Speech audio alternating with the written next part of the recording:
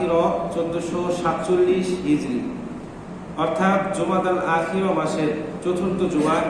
মহান আল্লাহ পাক রব্বুল আলামিন আমাদের সবাইকে বিভিন্ন রকম দুনিয়াবি ব্যস্ততা থেকে আরাম করে, নানান রকম অসুখ বিসুখ, রোগ শোক, বিপদ আপদ, বালা মুসিবত থেকে হেফাজত করে সপ্তাহের সর্বশ্রেষ্ঠ দিনে, সপ্তাহের সর্বশ্রেষ্ঠ ইবাদত জুমার নামাজ আদায় করার লক্ষ্যে পৃথিবীর সবচাইতে পবিত্রতম জায়গা আল্লাহর ঘর মসজিদে আসার তৌফিক দিয়েছেন। সেই জন্য অন্তরে অন্তঃস্থল থেকে সেই রবের দরবারে তারই শেখানো বাক্যে কালিমাতুল শুকর আদায় করি, আলহামদুলিল্লাহ। রব্বানা লাকাল হামদ হামদান কাসীরান তাইয়িবান মুবারাকান ফীহি। সকল প্রশংসা একজনের জন্য, তিনি কে? সম্মানিত উপস্থিতি, আজকে আমরা যে বিষয়ের উপর আলোচনা করব তার শিরোনাম হলো জুমার নামাজের গুরুত্ব, ফজিলত এবং জুমার দিনের আমল। সম্মানিত উপস্থিতি, ইয়াউমুল জুমআ একটি আরবি পারিভাষিক শব্দ যা ইয়াউমুন এবং জুমআ এই দুইটা শব্দের সমন্বয়ে গঠিত। ইয়াউমুন শব্দের অর্থ হচ্ছে দিন বা সময়, আর জুমা শব্দটি জমা শব্দ থেকে নির্গত। এই জুমা শব্দের বাংলা আবিধানিক অর্থ হলো একত্রিত হওয়া, জমা হওয়া, জড়ো হওয়া, সমাবেশ করা, সমাবেত হওয়া। তাহলে ইয়াউমুল জুমা শব্দের অর্থ দ্বারা একত্রিত হওয়ার দিন, জমা হওয়ার দিন, সমাবেশের দিন। এখন কেন এই দিনটাকে ইয়াউমুল জুমা বা জুমার দিন নামে নামকরণ করা হলো, এই ব্যাপারে একাধিক মতামত আছে। কেউ বলছেন এই দিনে পৃথিবীর বিভিন্ন প্রান্ত থেকে মাটি সংগ্রহ করে হযরতে আদম আলাইহিস সালাতু ওয়াস সালামকে তৈরি করা হয়েছে, এই জন্য এই দিনটির নাম হচ্ছে ইয়াউমুল জুমা। আবার কেউ বলছেন হযরতে আদম এবং হাওয়া আলাইহিস সালাতু ওয়াস সালামকে সৃষ্টি করার পর এই দিনেই তাদেরকে একত্রিত করা হয়েছে, এই জন্য এই দিনের নাম হচ্ছে ইয়াউমুল জুমা। আবার কেউ বলছেন এই যে আকাশ, বাতাস, পাহাড়, পর্বত, নদী, নালা, সমুদ্র, এই যে আল্লাহ পাক এই সব কিছু সৃষ্টি করেছেন, এই সব কিছু একদিন ধ্বংস হয়ে যাবে। ধ্বংস হয়ে যাওয়ার পর সমস্ত মানুষগুলো মারা যাবে। আবার যেদিন আল্লাহ পাক রব্বুল আলামিন সবাইকে জীবিত করবেন, সেই দিনটার নাম হচ্ছে ইয়াউমুল জুমআ। এই জন্য এই দিনটাকে ইয়াউমুল জুমআ বা সমাবেশের দিন নামে নামকরণ করা হয়েছে। প্রত্যেক সপ্তাহে এই দিনটাকে আল্লাহ পাক রব্বুল আলামিন মানব জাতির জন্য সমাবেশের দিন হিসাবে নির্ধারণ করেছিলেন, কিন্তু আমাদের পূর্ববর্তী উম্মত আল্লাহ পাক রব্বুল আলামিনের ইচ্ছাকে বাস্তবায়ন করতে ব্যর্থ হয়েছে। আল্লাহ পাক রব্বুল আলামিন এই জুমার দিনকে সমাবেশের দিন হিসাবে নির্ধারণ করার পরও ইহুদিরা ইয়াউমুস সাবতি তথা শনিবার দিবসকে নিজেদের সমাবেশের দিন হিসাবে নির্ধারণ করে আল্লাহর সঙ্গে সীমা লঙ্ঘন করেছে। আল্লাহ পাক রব্বুল আলামিন ইয়াউমুল জুমআ তথা সমাবেশের দিনকে সমাবেশের দিন হিসাবে নির্ধারণ করার পর খ্রিস্টানরা ইয়াউমুল আহাদ তথা রবিবার দিবসকে নিজেদের সমাবেশের দিন হিসাবে নির্ধারণ করে আল্লাহ পাক রব্বুল আলামিনের সঙ্গে সীমা লঙ্ঘন করেছে। কিন্তু আল্লাহ পাক রব্বুল আলামিন উম্মতে মুহাম্মদীকে তৌফিক দিয়েছেন, যোগ্যতা দিয়েছেন, এই জন্য তারা আল্লাহর পছন্দ করা দিনটাকে নিজেদের সমাবেশের দিন, ইবাদতের দিন হিসাবে নির্ধারণ করতে পেরেছেন। এই জন্য আমরা অন্তরে অন্তঃস্থল থেকে আবার সেই রবের দরবারে কৃতজ্ঞতা জ্ঞাপন করি, আলহামদুলিল্লাহ। সম্মানিত উপস্থিতি, কোনো ব্যক্তি, কোনো বস্তু, কোনো স্থান, কাল, পাত্রকে মর্যাদা দেওয়ার একমাত্র এখতিয়ার কার? আল্লাহ পাক রব্বুল আলামিনের। আল্লাহ পাক সূরাতুল কাসাসের 68 নম্বর আয়াতের মধ্যে বলেন, ওয়ারাব্বুকা ইয়াখলুকু মা ইয়াশাউ ওয়া ইখতার। আপনার রব যা ইচ্ছা তা সৃষ্টি করে, যাকে ইচ্ছা তাকে মনোনীত করেন, যাকে ইচ্ছা তাকে শ্রেষ্ঠত্ব দেন। যেমনিভাবে আল্লাহ পাক রব্বুল আলামিন লক্ষ লক্ষ কোটি কোটি ফেরেশতাদের মধ্যে শ্রেষ্ঠত্ব দিয়েছেন কাকে? হযরত জিবরাইল আলাইহিস সালাতু ওয়াস সালামকে। আল্লাহ পাক রব্বুল আলামিন 365 দিনের মধ্যে সর্বশ্রেষ্ঠ দিন হিসাবে নির্ধারণ করেছেন কোন দিনকে? আরাফার দিনকে। আল্লাহ পাক রব্বুল আলামিন 12 মাসের মধ্যে সর্বশ্রেষ্ঠ মাস হিসাবে ঘোষণা করেছেন কোন মাসকে? রমজান মাসকে। আল্লাহ পাক রব্বুল আলামিন 365টা রাতের মধ্যে সবচেয়ে বেশি মর্যাদাবান করেছে কোন রাতকে? আল্লাহ পাক রব্বুল আলামিন শত শত আসমানি কিতাব বা 104টা আসমানি কিতাবের মধ্যে সবচেয়ে বেশি মর্যাদা দিয়েছেন কাকে? আল্লাহ পাক রব্বুল আলামিন লক্ষ লক্ষ নবী রাসূলদের মধ্যে সবচেয়ে বেশি মর্যাদা দিয়েছেন কাকে? মুহাম্মদ সাল্লাল্লাহু আলাইহি সাল্লামকে। সেই আল্লাহ পাক রব্বুল আলামিন সপ্তাহে 7 দিনের মধ্যে শ্রেষ্ঠতম দিন হিসেবে ঘোষণা করেছেন কাকে? ইয়াউমুল জুমআ তথা জুমাবারকে। সম্মানিত উপস্থিতি, এবার আসেন এই জুমার দিনের মর্যাদা কেন এত বেশি? কিতাবের নাম সুনান ইবনে মাজাহ, হাদিস নাম্বার 1084।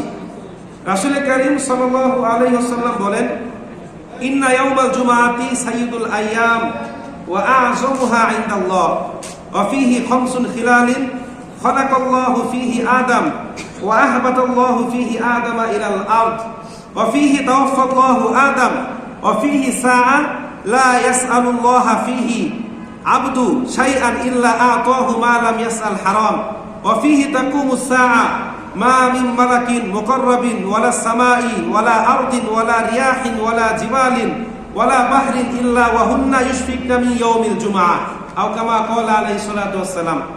তো রাসূল বলছেন, ইন্না ইয়াউমাল জুমআতি সাইয়্যিদুল আইয়াম, নিশ্চয় সপ্তাহে 7 দিনের মধ্যে শ্রেষ্ঠতম দিন হচ্ছে জুমার দিন। ওয়া আ'যামুহা ইনদাল্লাহ, এবং এই দিনটা আল্লাহ পাক রব্বুল আলামিনের কাছে বিশেষ মর্যাদাবান। ওয়া ফীহি খামসুন খিলালুন, 5টা বৈশিষ্ট্যের কারণে, অথবা এই দিনের কয়টা বৈশিষ্ট্য আছে? 5টা। রাসূল বলছেন, খালাকাল্লাহু ফীহি আদম, এই দিনে আল্লাহ পাক রব্বুল আলামিন হযরত আদম আলাইহিস সালাতু ওয়াস সালামকে সৃষ্টি করেছেন। ওয়া আহবাতাল্লাহু ফীহি আদামা ইলাল আরদ, এই দিনেই আল্লাহ পাক রব্বুল আলামিন আদম আলাইহিস সালাতু ওয়াস সালামকে পৃথিবীতে প্রেরণ করেছেন। ওয়া ফীহি তাওয়াফফাল আদম, এই দিনেই আল্লাহ পাক রব্বুল আলামিন আদম আলাইহিস সালাতু ওয়াস সালামকে পৃথিবী থেকে উঠিয়ে নিয়েছেন। ওয়া ফীহি সাআ, এই দিনে বিশেষ একটা সময় আছে, লা ইয়াসআলুল্লাহা ফীহাল আবদু শাইআন ইল্লা আ'তাহু মা লাম ইয়াসআল হারাম, যে সময়ে বান্দা আল্লাহ পাক রব্বুল আলামিনের কাছে দোয়া করে যা চাইবে, আল্লাহ পাক রব্বুল আলামিন তার সেই দোয়াটাই কবুল করবে যদি সে হারাম কিছু না চায়। এরপর রাসূল বলছেন, ওয়া ফীহি তাকুমুস সাআ, আর এই দিনেই কিয়ামত সংঘটিত হবে। মা মিন মালাকিন মুকাররাবিন ওয়ালা সামাই ওয়ালা আরদিন ওয়ালা রিয়াহিন ওয়ালা জিবালিন ওয়ালা বাহরিন, এই দিনে আসমান জমিন পাহাড় পর্বত সমুদ্র সব কিছু কিয়ামত সংঘটিত হওয়ার ভয়ে ভীত সন্তুষ্ট থাকে। তারা আল্লাহ পাক রব্বুল আলামিনকে ভয় করতে থাকে যে কোন জুমার দিন না যেন আল্লাহ পাক রব্বুল আলামিন এই পৃথিবী সহ সবকিছু কি করে দেয়? ধ্বংস করে দেয়। তো এই যে হাদিস, এই হাদিসে আমরা জুমার দিনের কয়টা বৈশিষ্ট্য বলেছি? 5টা। এর মধ্যে আমাদের জন্য গুরুত্বপূর্ণ বৈশিষ্ট্য কোনটা বলেন তো? যে এই দিনে আল্লাহ পাক রব্বুল আলামিন তার বান্দাদের দোয়া কি করে থাকেন? কবুল করে থাকেন, যদি সে হারাম কিছু না চায়। এখন আপনাদের অনেকের মনে প্রশ্ন, হাই হাই, কত শুক্রবার কত কান্নাকাটি করে দোয়া করলাম, কিন্তু আল্লাহ পাক তো দোয়া কবুল করে নাই। এরকম প্রশ্ন আছে না? প্রশ্নের উত্তরও আমার কাছে আছে। দেখেন, 3টা পদ্ধতিতে আল্লাহ পাক রব্বুল আলামিন তার বান্দাদের দোয়া কবুল করে থাকেন। বলেন কয়টা পদ্ধতি? 3টা। 1 নাম্বার, কোন বান্দা যখন তার রবের কাছে দোয়া করে আর সেই দোয়াটা যদি যৌক্তিক হয়, হারাম কিছু না হয়, তার জন্য কল্যাণকর হয়, আল্লাহ পাক রব্বুল আলামিন সঙ্গে সঙ্গে দোয়া কবুল করে তার কাঙ্ক্ষিত জিনিসটা তাকে দিয়ে দেয়। জোরে বলেন সুবহানাল্লাহ। 2 নাম্বার, বান্দা যখন দোয়ার মাধ্যমে কোনো জিনিস চায় আর সেটা তার জন্য কল্যাণকর না হয়, আল্লাহ পাক তার দোয়া কবুল করেন ঠিকই, কিন্তু ওই জিনিসটা তাকে দেয় না। এটার বিপরীতে আল্লাহ পাক রব্বুল আলামিন তার থেকে একটা বিপদ দূর করে দেয়। সুবহানাল্লাহ করেন। 3 নাম্বার, বান্দা যখন তার রবের কাছে দোয়া করে কোনো কিছু চায়, আল্লাহ পাক রব্বুল আলামিন তার দোয়াটাকে কবুল করেন, কিন্তু দুনিয়াতে দেন না। কোথায় দেয়? পরকাল দিবসে। অনেক হাদিস বিশ্লেষণ করলে দেখা যায় পরকাল দিবসে আল্লাহর বান্দারা আল্লাহর কাছে গিয়ে দেখবে দুনিয়াতে তারা অনেক দোয়া করেছিল, তার কাঙ্ক্ষিত বস্তুটা আল্লাহ পাক দুনিয়াতে দেয় নাই, কিন্তু পরকাল দিবসে দিয়ে দিয়েছে। তখন সে আক্ষেপ করে বলবে, ইস, আল্লাহ পাক যদি দুনিয়াতে আমার সকল দোয়ার বিনিময়ে কোনো কিছু না দিয়ে সব প্রতিদান যদি পরকাল দিবসে দিত, তাহলে এটাই আমার জন্য ভালো হতো। জোরে বলেন সুবহানাল্লাহ। তাহলে কয়টা পদ্ধতিতে আল্লাহ পাক দোয়া কবুল করেন? 3টা। এবার আসেন, দোয়া কবুল না হওয়ার কারণ কি? হারাম উপার্জন। কি? হারাম উপার্জন। যদি 1000 টাকা উপার্জন করেন, এখানে 4 আনা পয়সা হারাম থাকে, আর এটা দিয়ে কাপড় কিনে কাপড় পরিধান করবেন, এটা দিয়ে খাবার খেয়ে আল্লাহর কাছে দোয়া করবেন, আল্লাহ পাক কি করবে না? দোয়া কবুল করবে না। তো বলছিলাম যে জুমার দিন আল্লাহ পাক রব্বুল আলামিন কি করেন, তার বান্দাদের দোয়া কবুল করেন। এখন সেই মুহূর্তটা কোন মুহূর্ত? উত্তর হচ্ছে আল্লাহ পাক রব্বুল আলামিন বিশেষ হিকমতের মাধ্যমে এই মুহূর্তটাকে কি করে রেখেছেন? গোপন করে রেখেছেন। যেমনি ভাবে লাইলাতুল কদর রজনীকে আল্লাহ পাক রব্বুল আলামিন গোপন রেখেছেন। কেন? যেন ওই মুহূর্তটাকে খুঁজতে গিয়ে আমরা একটু বেশি বেশি ইবাদত করি। এখন আল্লাহ পাক যদি বলে দেয় যে জুমার দিনের অমুক সময়ে সেই মুহূর্ত, আমরা সারাদিন বাদ দিয়ে শুধুমাত্র ওই মুহূর্তটা ইবাদত করব, ঠিক কিনা? মানুষ তো অনেক চালাক, বাঙালি আরো বেশি চালাক। এই জন্য আল্লাহ পাক রব্বুল আলামিন গোপন রেখেছেন। তবে ওলামায়ে কেরাম বিশেষ সম্ভাব্য সময়ের কথা উল্লেখ করেছেন। উপমহাদেশের বিখ্যাত আলেম শাহ ওলিউল্লাহ মুহাদ্দিসে দেহলভী রহমাতুল্লাহি আলাইহি দুইটা সময়ের কথা উল্লেখ করেছেন। এক, ইমাম সাহেব যখন খুতবা দেওয়ার জন্য মিম্বারে উঠে তখন থেকে শুরু করে সালাম ফেরানোর আগ পর্যন্ত যেই সময়, এই সময়টাতে আল্লাহ পাক রব্বুল আলামিন তার বান্দার দোয়া কবুল করে থাকেন। এখন এই সময় আমরা সবকিছু বাদ দিয়ে হাত তুলে আল্লাহর কাছে শুধুমাত্র দোয়া করব, ঠিক কিনা? দোয়া থাকে কোথায়? মানুষের মনের মধ্যে। আল্লাহ পাক মানুষের এই মনের চাহিদাটাই তাকে পূরণ করেন, ঠিক কিনা? দুই নম্বর হচ্ছে জুমার দিনের আসরের পর থেকে শুরু করে মাগরিবের আগ পর্যন্ত যে সময়, এটা হচ্ছে মোস্ট ইম্পর্টেন্ট টাইম। এই সময় আল্লাহ পাক রব্বুল আলামিন কি করে থাকেন? তার বান্দাদের দোয়া কবুল করে থাকেন। এবার আসেন এই জুমার দিনের প্রেক্ষাপট, পটভূমি বা ব্যাকগ্রাউন্ড আমরা জানার চেষ্টা করি। কিভাবে শুরু হলো এই জুমার দিন? দেখেন, রাসূল কারীম সাল্লাল্লাহু আলাইহি ওয়াসাল্লাম যখন মক্কা থেকে মদিনায় হিজরতের উদ্দেশ্যে বের হন, এই মদিনায় হিজরতের পথে কুবা নামক স্থানে তিনি যাত্রা বিরতি দেন এবং এখানে তিনি 14 দিন অবস্থান করেন। অতঃপর এই জায়গায় একটা মসজিদ নির্মাণ করা হয়, যার নাম দেওয়া হয় মসজিদুল কুবা। এই মসজিদের একটা বিশেষত্ব আছে। কেউ যদি এই মসজিদুল কুবায় 2 রাকাত নফল নামাজ আদায় করে, আল্লাহ পাক তার আমল নামায় একটা কবুল উমরার সওয়াব লিখে দেন। দলিল কি? সূরা ইবনে মাজাহ 1412 নম্বর হাদিস। রাসূল বলেন, মান তাতাহহারা ফি বাইতিহি সুম্মা আতা মসজিদিন কুবা ফাসাল্লা ফিহি সালাতুন কানাত লাহু কাজরি উমরা। যে ব্যক্তি ঘর থেকে পবিত্রতা অর্জন করে মসজিদে কুবায় এসে 2 রাকাত নামাজ আদায় করবে, আল্লাহ পাক তার আমল নামায় একটা উমরার সওয়াব লিখে দিবেন। তো এই কুবা নামক স্থান থেকে রাসূল কারীম সাল্লাল্লাহু আলাইহি সাল্লাম আবার মদিনার উদ্দেশ্যে রওনা দেন। 8 কিলোমিটার হাঁটার পর বানু সালেম মহল্লার উপত্যকায় পৌঁছালে সেখানে জোহরের নামাজের ওয়াক্ত হয়। রাসূল কারীম সাল্লাল্লাহু আলাইহি সাল্লাম কতিপয় সাহাবা কিরামদেরকে নিয়ে সেখানে জুমার নামাজ আদায় করেন। ইসলামের ইতিহাসে এটাই হচ্ছে প্রথম জুমা। এখন জুমা কখন ফরজ হয়? কেউ কেউ বলছেন তখন, আবার কেউ কেউ বলছেন যে মক্কা থাকতেই জুমার নামাজ ফরজ হয়, কিন্তু পরিবেশ অনুকূলে না থাকায় রাসূল মক্কায় জুমার নামাজ আদায় করতে পারে নাই। এই জন্য মক্কা থেকে বের হয়ে সর্বপ্রথম তিনি কি করেছেন? জুমার নামাজ আদায় করেছেন। এই জুমায় রাসূল কারীম সাল্লাল্লাহু আলাইহি সাল্লাম একটা নাতি দীর্ঘ খুতবা দেন, যা ইসলামের ইতিহাসে এক যুগান্তকারী ঘটনা। দীর্ঘ 13 বছর মক্কার কাফের মুশরিকদের দ্বারা সীমাহীন নিপীড়ন, অন্যায়, অত্যাচার আর জুলুমের শিকার হওয়ার পর রাসূল কারীম সাল্লাল্লাহু আলাইহি ওয়াসাল্লাম মক্কা থেকে মদিনায় হিজরত করে। মক্কা থেকে বের হয়ে সর্বপ্রথম যে ভাষণ তিনি দেন সেটা হচ্ছে এই জুমার খুতবা। এই খুতবায় রাসূল কারীম সাল্লাল্লাহু আলাইহি ওয়াসাল্লাম মক্কাবাসীদের বিরুদ্ধে কোনো অভিযোগ করে নাই, কোনো গীবত করে নাই, কোনো পরনিন্দা করেন নাই, কোনো প্রকার শিকায়ত করে নাই। বরং তার এই জুমার খুতবার বিষয়বস্তু ছিল আল্লাহ পাক রব্বুল আলামিনের প্রশংসা, রিসালাতের দাওয়াত, তাকওয়া অর্জনের গুরুত্ব আর পরকাল দিবসের প্রস্তুতির কথা। জুড়ে বলেন সুবহানাল্লাহ।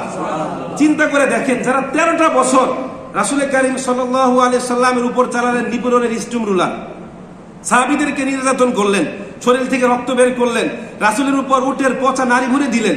সেখান থেকে রাসূল বের হলেন, বের হয়ে সর্বপ্রথম যে বক্তৃতা দিলেন সেখানে তাদের বিরুদ্ধে একটা কথাও তিনি বললেন না। আমাদের ক্ষেত্রে হলে আমরা কি করতাম? মানে আমি এই এলাকায় বসবাস করছি, এই এলাকার লোকজন আমার উপর নিপীড়ন করছে, আমি এখান থেকে বের হয়ে সবার আগে সংবাদ সম্মেলন করে তাদের বিরুদ্ধে অভিযোগগুলো তুলে ধরতাম, ঠিক কিনা? কিন্তু রাসূল কি এটা করেছে? কি সুমহান আদর্শ! আজকে রাসূলের এই সুমহান আদর্শকে বলছে জঙ্গিবাদ, সন্ত্রাসবাদ, উগ্রবাদ, মৌলবাদ। ভাই, আপনাদের পায়ে ধরে বলতে চাই, ইসলাম জঙ্গিবাদ শিখায় না, সন্ত্রাস শিখায় না, মৌলবাদ শিখায় না, উগ্রবাদ শিখায় না। ইসলাম জঙ্গিবাদ প্রতিহত করা শিখায়, ইসলাম সন্ত্রাস নির্মূল করা শিখায়, ইসলাম সমাজে শান্তি প্রতিষ্ঠা শিখায়। ইসলাম শিখায় কিভাবে জাতি ধর্ম বর্ণ নির্বিশেষে সবাইকে নিয়ে এক জায়গায় সুন্দর করে বসবাস করতে হয়। রাসূল করিম সাল্লাল্লাহু আলাইহি ওয়াসাল্লামের এই চরিত্র সম্পর্কে প্রশংসা করে আল্লাহ পাক রব্বুল আলামিন আয়াত নাযিল করেন। আল্লাহ পাক সূরাতুল কলামের মধ্যে বলছেন, ইন্নাকা লাআলা খুলুকিন আযীম, হে আমার প্রিয় হাবিব, নিশ্চয়ই আপনি সুমহান চরিত্রের অধিকারী। আজকে মুসলমানের সন্তান রাসূলের এই চরিত্র বাদ দিয়ে, রাসূলের এই আদর্শকে বাদ দিয়ে কাদের আদর্শ বাস্তবায়ন করতে চায় বলেন?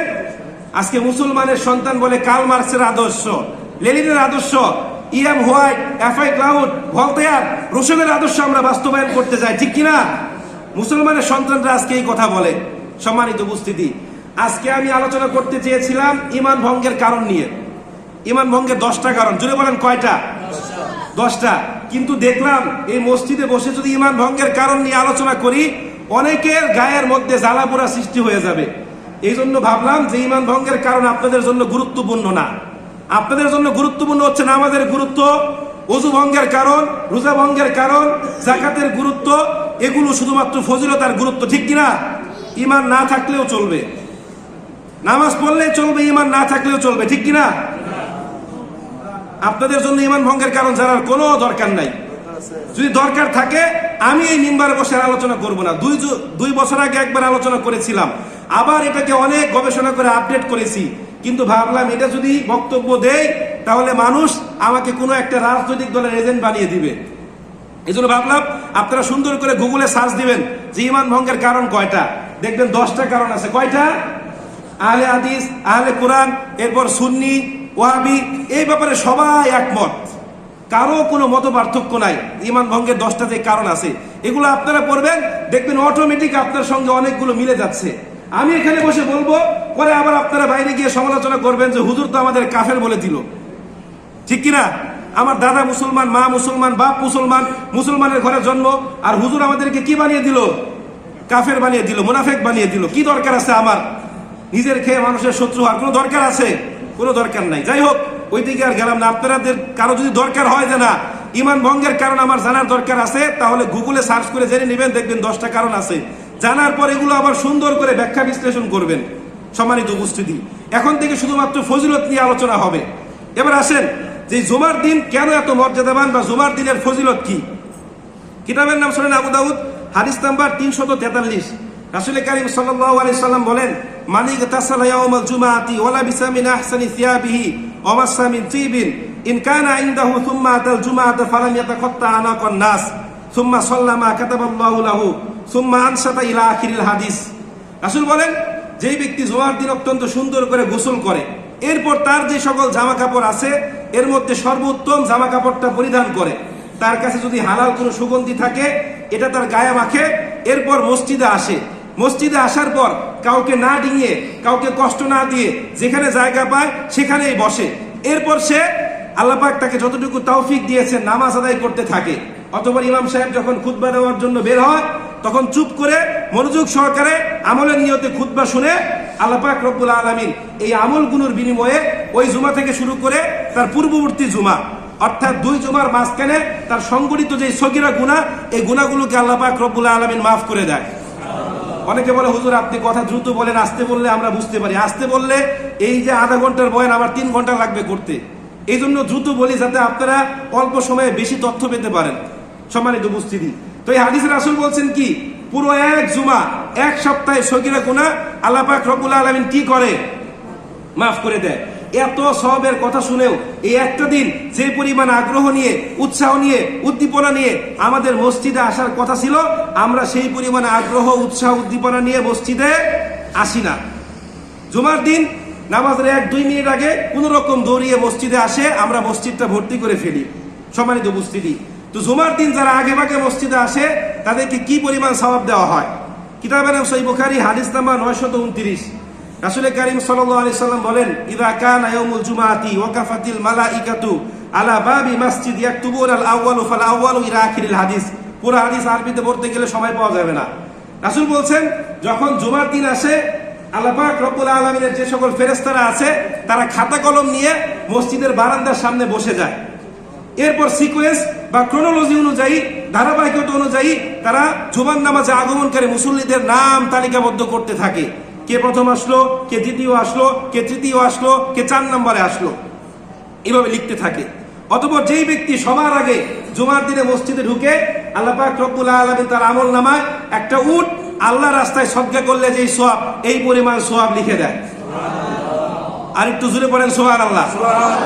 2 নাম্বার, যেই ব্যক্তি আগমন করে, আল্লাহ পাক রব্বুল আলামিন তার আমল নামায় আল্লাহ রাস্তায় একটা গরু সদকা করলে যেই সওয়াব, এই পরিমাণ সওয়াব লিখে দেন। 3 নাম্বার, যেই ব্যক্তি আগমন করে, আল্লাহ পাক রব্বুল আলামিন তার নামায় আমলে একটা বকরি, একটা খাসি আল্লাহ রাস্তায় সদকা করলে যেই সওয়াব, এই পরিমাণ সওয়াব লিখে দেন।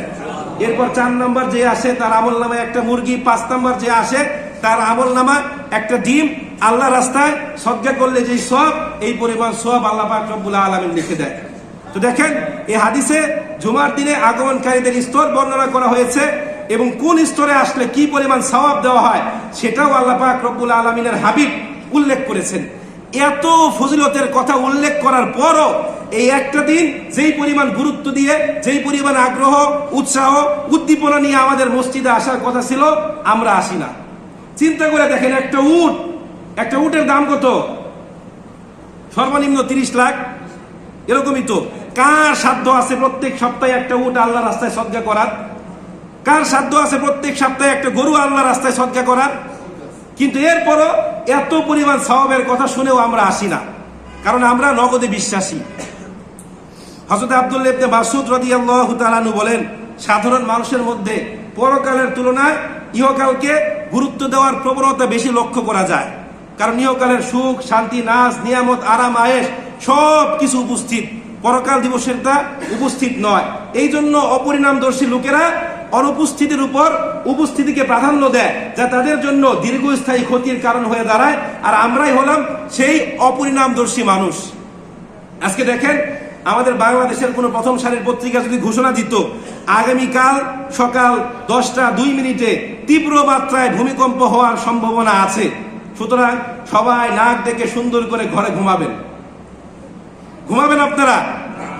যদি ডেইলি স্টার পত্রিকা বলে বা প্রথম আলো বলে যে 7 মাত্রার ভূমিকম্প হওয়ার সম্ভাবনা আছে, কয়জন ঘরে থাকবেন? তখন নেহারি দিয়ে, তন্দুর রুটি, নান রুটি দিয়ে নাস্তা করবেন। যদি বাংলাদেশ সরকার ঘোষণা দেয় যে আগামীকাল পেঁয়াজের দাম 200 টাকা হতে পারে, আমার মনে হয় এখন পেঁয়াজের দোকানে সিরিয়াল লেগে যাবে। কিন্তু আল্লাহ পাক কোরআনে ঘোষণা দিচ্ছেন বারবার, এটা গুরুত্বপূর্ণ, ওইটা কম গুরুত্বপূর্ণ, এটা তোমার জন্য বেটার, ওটা তোমার জন্য খারাপ। কোরআনের কথার উপর আমল করেন, আমাদের কোনো খবর নাই, ঠিক কিনা? কারণ আমরা নগদে বিশ্বাসী। সম্মানিত উপস্থিতি, দেখেন যে জুমার নামাজ একটা গুরুত্বপূর্ণ ইবাদত, এটা ইসলামের অবিচ্ছেদ্য একটা অংশ। এই জুমার নামাজের অন্যতম একটা বিষয় বা অন্যতম একটা সাপ্লিমেন্ট হচ্ছে জুমার খুতবা। এই জুমার খুতবা শোনা কি ওয়াজিব? জুমার খুতবা শোনা কি ওয়াজিব। ইমাম সাহেব যখন খুতবা পড়বে তখন কেউ কারোর সাথে কোনো প্রকার কথা বলবে না। এমনকি আশেপাশের মানুষ যদি 2 জন কথা বলে, চুপ করেন, এই কথাটা পর্যন্ত তাদেরকে কি বলা যাবে না? বলা যাবে না। অত্যন্ত মনোযোগ সহকারে কি করতে হবে? খুতবা শুনতে হবে। এবার আসেন যে জুমার নামাজের খুতবা কেন নামাজের পরে দেওয়া হয়, কেন নামাজের আগে দেওয়া হয়, আর ঈদের নামাজের খুতবা কেন নামাজের পরে দেওয়া হয়। দেখেন, রাসূল কারীম সাল্লাল্লাহু আলাইহি ওয়াসাল্লাম প্রথমত এই জুমার নামাজের খুতবা নামাজের পরে দিতেন। একবার তিনি মদিনায় জুমার নামাজ শেষ করে খুতবা দিচ্ছিলেন। ঠিক ওই সময় একটা বাণিজ্যিক কাফেলা আসলো এবং ডাক ঢোল পিটিয়ে অ্যাডভার্টাইজিং করতে লাগলো। তখন অনেক সাহাবী এই খুতবা শোনা বাদ দিয়ে সেখানে পণ্য কিনতে চলে যায়। ওই মুহূর্তে আল্লাহ পাক রব্বুল আলামিন সূরাতুল জুমার 9 নম্বর আয়াত নাযিল করেন। রাসূল কারীম সাল্লাল্লাহু আলাইহি সাল্লাম বলেন, আল্লাহর কসম, তোমরা যেই কয়জন ছিলে সবাই যদি চলে যেতে, আল্লাহ পাক রব্বুল আলামিন এই গোটা মদিনা উপত্যকা আগুন দিয়ে জ্বালিয়ে দিত। আল্লাহ পাক রব্বুল আলামিন সূরাতুল জুমার 9 নম্বর আয়াতের মধ্যে বলেছেন, ইয়া আইয়ুহাল্লাযীনা আমানু ইযা নুদিয়া লিস-সালাহ মিন ইয়াউমিল জুমআতি ফাসআউ ইলা যিকরিল্লাহি ওয়া যারুল বাই যালিকুম খায়রুল লাকুম ইন কুনতুম তা'লামুন। আল্লাহ পাক বলেছেন, ইয়া আইয়ুহাল্লাযীনা আমানু, হে ঈমানদারেরা, ইযা নুদিয়া লিস-সালাহ, যখন তোমাদেরকে নামাজের জন্য আহ্বান করা হয়, মিন ইয়াউমিল জুমআতি, জুমার দিন, ফাসআউ ইলা যিকরিল্লাহ, তখন তোমরা আল্লাহর স্মরণের দিকে ধাবিত হও, ওয়া যারুল বাই, কেনাবেচা বন্ধ করে দাও, যালিকুম খায়রুল লাকুম ইন কুনতুম তা'লামুন, এটাই হচ্ছে তোমাদের জন্য সর্বোত্তম কাজ। এটাকে যদি আমরা একটু তাফসীর করি, ইনে নাটসেল সংক্ষেপে ব্যাখ্যা করি, তাহলে এরকম দাঁড়ায় আল্লাহ পাক বলছেন এই যে ইয়া আইয়ুহাল্লাযীনা আমানু ইযা নুদিয়া, এই নুদিয়া শব্দটা নিদা শব্দ থেকে উৎপত্তি লাভ করেছে। নিদা শব্দের অর্থ হচ্ছে আহ্বান করা, ডাকা। এখানে নুদিয়া মানে হচ্ছে আজান। কিসের আজান? জুমার দিনের আজান। এরপর আল্লাহ পাক রব্বুল আলামিন বলছেন ফাসআউ ইলা যিকরিল্লাহ। ফাসআ, সা শব্দের অর্থ কি জানেন? সা ইয়াসা, সাফা মারওয়া, সাই করা। সাই করে কিভাবে? হেঁটে হেঁটে না দৌড়ে? তাহলে সা ইয়াসা শব্দের অর্থ হচ্ছে দৌড়ানো। এখানে দৌড়ানো মানে কি দৌড়ে দৌড়ে মসজিদে আসবেন না, আগ্রহ নিয়ে, উৎসাহ নিয়ে, উদ্দীপনা নিয়ে, ঈমান নিয়ে, ইয়াকিন নিয়ে মসজিদের দিকে আসবেন। ইলা যিকরিল্লাহ, যাকারা ইয়াজকুরু শব্দের অর্থ হচ্ছে স্মরণ করা, আর যিকরিল্লাহ মানে হচ্ছে আল্লাহর স্মরণ। এখানে যিকরিল্লাহ মানে কি আল্লাহকে স্মরণ করার জন্য মসজিদে আসা। আল্লাহ পাক বলছেন জুমার দিন যখন ডাক দেওয়া হয় তখন আল্লাহকে স্মরণ করার জন্য তোমরা মসজিদের দিকে ধাবিত হও। ওয়াদারুল বাই অর্থ হচ্ছে কেনা বেচা বন্ধ করে দেওয়া। এখানে কেনা বেচা মানে শুধুমাত্র ব্যবসা না, সকল প্রকার দুনিয়াবি কাজ। জুমার আজানের পর এই আয়াতের উপর আমল করতে গেলে উলামা কেরামের তথ্য মতে সকল প্রকার দুনিয়াবি কাজ করা কি জায়েজ নাই। আমি স্পষ্ট হারাম বলবো না, জায়েজ নাই। এই যে জুমার দিন, এই জুমার দিনটাতে আপনাকে সবচেয়ে বেশি প্রাধান্য দিতে হবে কাকে বলেন তো? জুমার নামাজকে।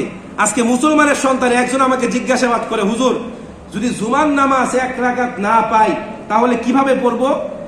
আপনারা জানেন আমি একটু দ্রুত রেগে যাই। এই প্রশ্নটা শোনার পরে আমার রাগ উঠে গিয়েছে।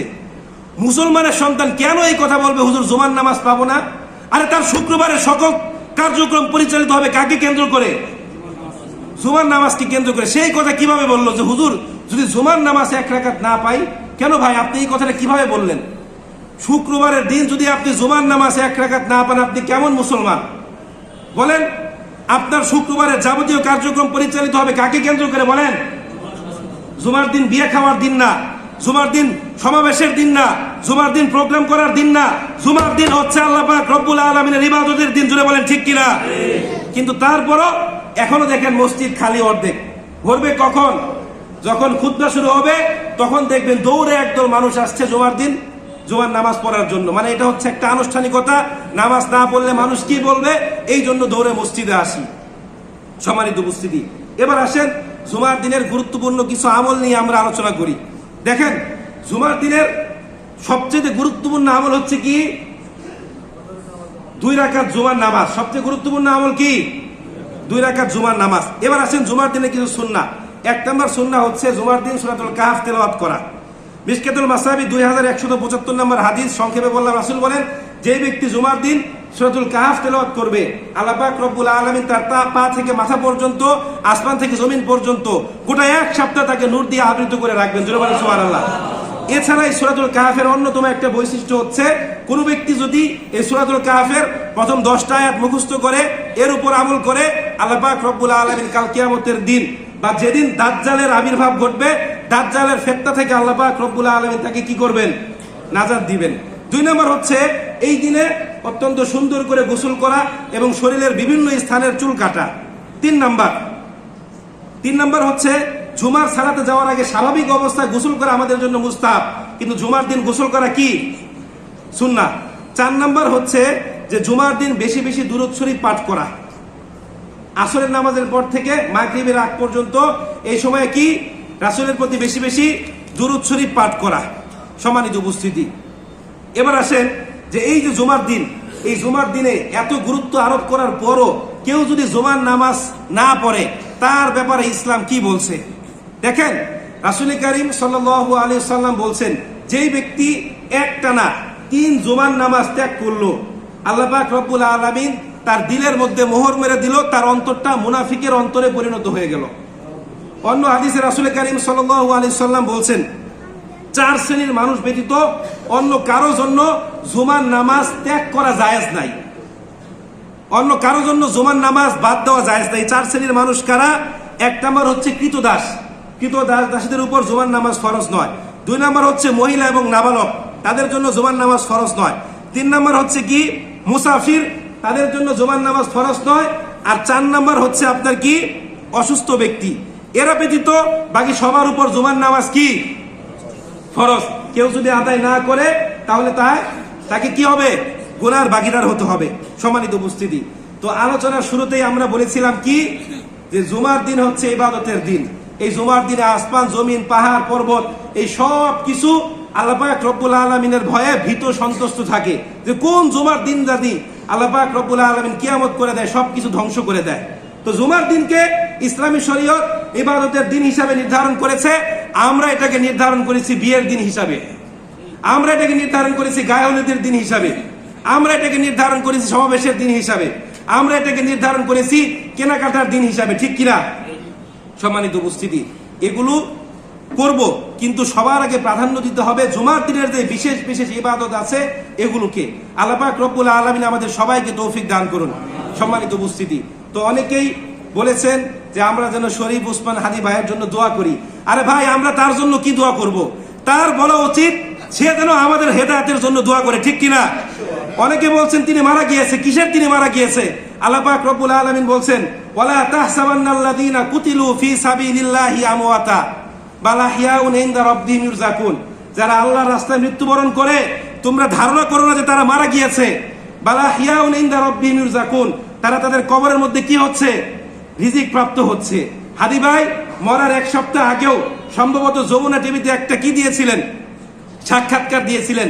আমি দেখেছি সেখানে তিনি বিদ্রোহী কবিতার কয়েকটা লাইন আবৃত্তি করছিলেন। আমি ঝাঞ্ঝা, আমি ঘূর্ণি, আমি পথসম্মুখে যাহা পাই চাই চূর্ণি, আমি নিত্য পাগল ছন্দ, আমি আপনার তালে নেচে যাই, আমি মুক্ত জীবন আনন্দ, আমি হাম্বির, আমি ছায়ানট, আমি হিন্দল, আমি চলচঞ্চল চমকি ঠমকি পথ যেতে যেতে চকিতে জমিতে ফিন দিয়া দিই তিনদল। মানে তিনি বলেছিলেন, আমার মনে হচ্ছিল কবিতাটা আবৃত্তি করতে করতে তিনি শহীদে মৃত্যু কামনা করেছিলেন। আল্লাহ পাক রব্বুল আলামিন তার জন্য সেটা কি করেছে? নসিব করেছে, আল্লাহ পাক কবুল করেছে। তার সবশেষ কথাবার্তাগুলো দেখলে বলতে পারবেন, সে বলেছিল যে 100 বছর বেঁচে কি লাভ যদি মানুষ আমাকে মনে না রাখে, ঠিক কিনা?